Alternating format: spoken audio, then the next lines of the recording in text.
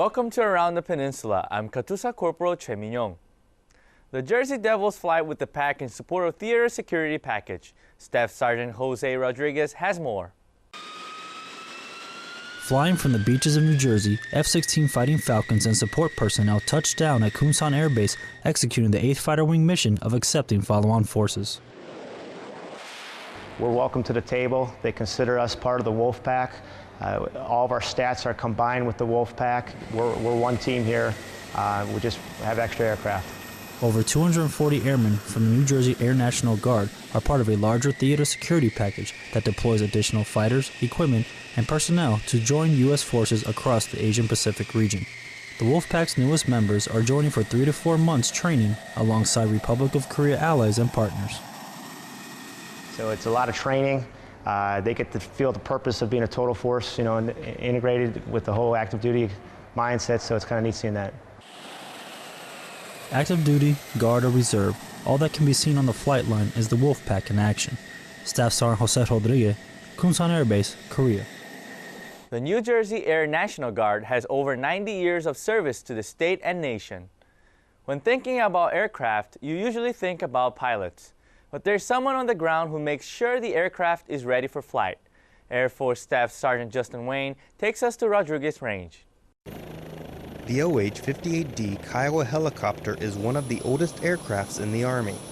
With some of them being more than 50 years old, they can require a lot of maintenance. And that's where Crew Chief Sergeant Alexander Arvey comes into play.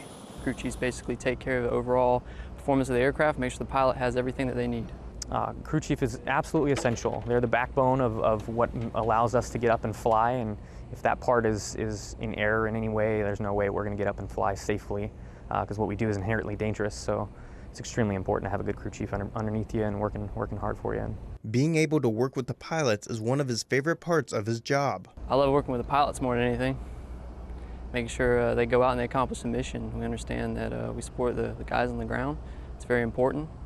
And it's important what the pilots do, but they couldn't do what they do if we weren't here. A good relationship is key between pilot and crew chief. I mean, it's just great to have a working relationship with our partners, essentially through the crew chiefs. Like I said, without them, we would be nothing. We'd be sitting on the ground all the time.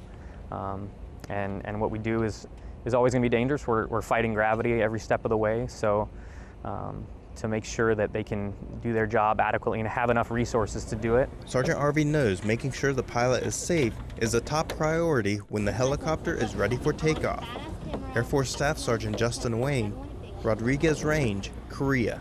The 6th Squadron, 17th Cavalry Regiment will be deployed to Korea for 9 months. Every big event ends with a bang, but at Camp Casey, a week of friendship closes with a kick. Specialist Pedro Amador reports. It's the finale of the 2ID Warrior Friendship Week at Camp Casey. The Republic of Korea Special Forces Group put on a display of their Taekwondo skills at Schoonover Bowl as U.S. soldiers and Katusas alike stand watch. Oh, it was great. It was great to see the guys out there, doing their thing. They all look very talented, so I mean, not much more you can say about that. Martial arts are cool no matter where you go. Soldiers like PFC Badal get a chance to learn the Korean traditional martial art while stationed in Korea. So I'm up to the white belt. That's all. But today's display gives them a chance to see what it would be like to face a more seasoned Taekwondo martial artist. They'd probably beat me soundly. Besides being able to see some cool moves, this Orlando, Florida native can take more out of this year's Warrior Friendship Week. I hope to gain a better appreciation for why I came here to Korea, working with the Katusas, realizing that they're not just our military allies, they're friends. We should care about each other on another level. Specialist Pedro Amador, Camp Casey, Korea. Taekwondo was first introduced to the Korean Army in 1952 at the height of the Korean War. The massive expansion to Camp Humphreys in Korea is underway, and they have some unexpected help. Technical Sergeant Chris Bevins takes us there to see who it is. Construction at Camp Humphreys is in full swing, thanks to the project management of the Army Corps of Engineers and a little help from Amy, which stands for Advancing Minorities' Interest in Engineering. Incentive to have this kind of design. They're teaming up future engineers with veterans and providing them a unique look at the field. I mean, it's a unique building because it is a chapel. Historically black colleges, universities don't get opportunities like this. So this is a great opportunity for the kids that do apply to come overseas, especially being here in Korea. You get to learn new cultures, new customs, and just to see how the world is outside of your neighborhood. I wouldn't say specialized, but it's all about giving back to the younger engineers that's coming before you, because I'm not going to be here forever. Some of these students that's here now or here before are going to come and be in my place, and hopefully they can do the same thing for others. And also pull the air from inside. This opportunity gives the interns a chance to see the real-world application of what they've only seen in books. Push air into it, yes. I'm an architectural engineering student, and so ever since I've come here, I've seen things that I've learned in the classroom actually being put to work. So it's good getting the hands-on experience to go with the theoretical practices we've learned in the classroom. And everything will be covered up, so you won't see any of that. My favorite part about this experience has been the people. Like I said, I meet someone new every day, and I learn something from them. Heat or the cooling for the room. Okay. So when I go back to the States or wherever I work, I can take all the experiences that I've gained from these different people and put it into action. We have to use force protection. And don't be mistaken, the interns aren't the only ones learning from this. It's a learning experience every day with the Amy interns. It's a fun experience also, so it's definitely enjoyable. I'm loving every second of it, and I'm hoping they are too. And then patch the concrete. Technical Sergeant Chris Bevins, Camp Humphreys, Korea. The interns are in Korea for 10 weeks to learn as much as they can to apply to real-world situations someday. What does it mean to truly be an ally? Army Sergeant Josh Tucker takes us to Kerry Gym, where U.S. soldiers and Katusas are cooperating to win. With music playing from the brass band filling Kerry Gym, players participating in the 2nd Infantry Division Warrior Friendship Week basketball finals prepare for their last match.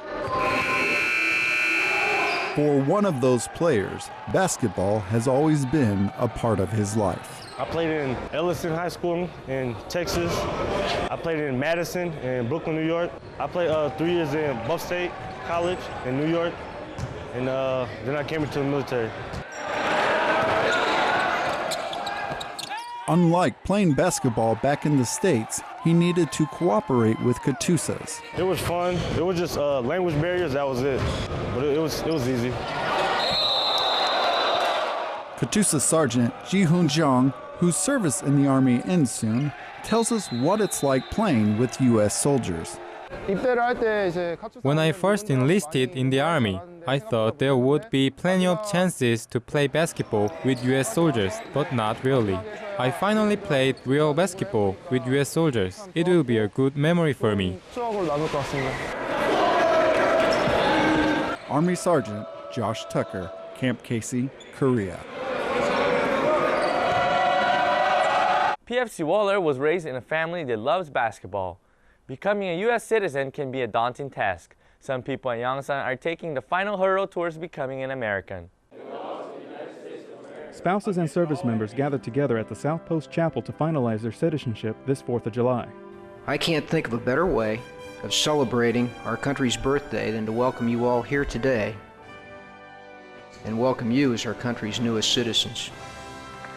Oh, it feels great, and I'm just really happy to be an American citizen. And I can go anywhere I want to. I can vote. I can work in the United States. It's been my privilege to speak to you today. It is an honor to share this experience with you. And thank you for serving in Korea. And thank you, most importantly, for choosing to be an American. Thank you.